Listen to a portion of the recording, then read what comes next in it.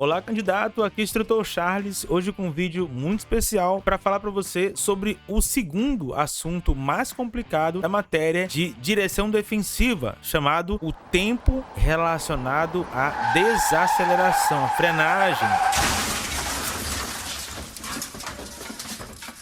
Bom, temos aqui no slide um veículo, tá? Transitando a 80 km por hora. Aqui na imagem ele está em pista seca. E você vai ter aqui algumas informações bem interessantes. Vamos avaliar então uma por uma. A princípio diz que esse veículo ele percorreu 17 metros até então haver aqui a frenagem.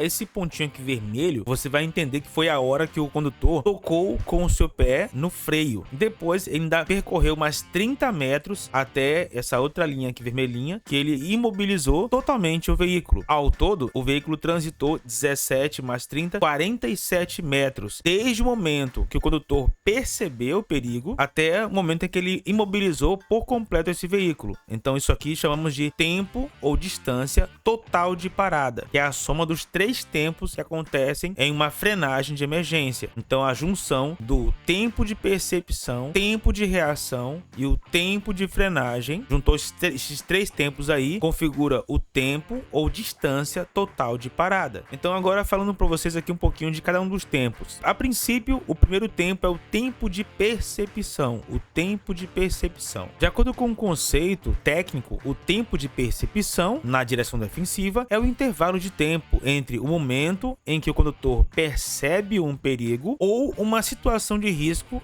e o momento em que ele reage para evitar uma colisão. Esse tempo inclui tanto a percepção do perigo quanto a tomada de decisão para agir. Em outras palavras, é o tempo que leva desde o momento em que o motorista identifica uma ameaça até o momento em que ele inicia uma ação para evitar ou mitigar o problema. Podemos dizer que o tempo de percepção e reação, eles meio que acontecem quase que juntos, simultâneos, pois desde a hora que a pessoa percebeu, viu o perigo e tem a reação para poder evitar o acidente, isso aí chamamos de tempo de percepção e reação. Então, recapitulando, se você vê nesse veículo a 80 por hora, assim que você percebeu lá na frente tem um buraco na pista, você viu o buraco e você então pega o seu pé que está no acelerador e move ele até o pedal do freio. Esse movimento dos pés no pedal, tirando o pé do acelerador e levando até o freio, ele é a reação, certo? A reação. Detalhe, assim que o seu pé toca no pedal do freio, pum, assim que ele tocou no freio, acabou o tempo de percepção barra reação. Acabou. E agora vai iniciar o outro tempo, que é o tempo de frenagem.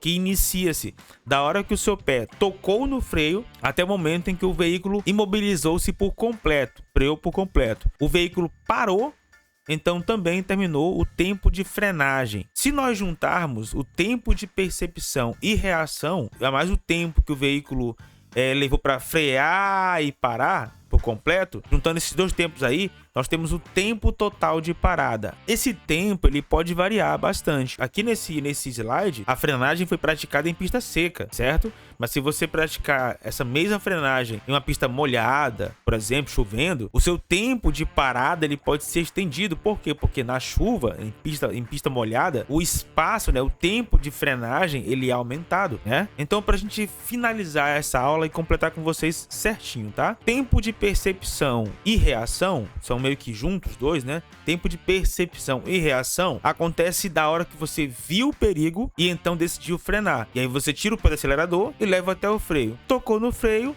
terminou o tempo de percepção barra reação. E aí, assim que você tocou no freio, inicia o tempo de frenagem. O veículo vai frenar, diminuir, reduzir, até que ele para. Quando ele parar por completo, terminou também o tempo de frenagem. Se juntarmos o tempo de percepção e reação e o tempo da frenagem, né, o tempo que levou até o carro parar por completo, temos então o tempo ou distância total de parada. Se você curtiu essa aula, se ela te ajudou, por favor, se inscreve nesse canal, deixa um like aí e deixa um comentário aí embaixo, né? Deixa um comentário, uma opinião sobre esse assunto, alguma dúvida sua também, algum elogio, sugestão, e te espero na próxima aula. Vamos juntos habilitar.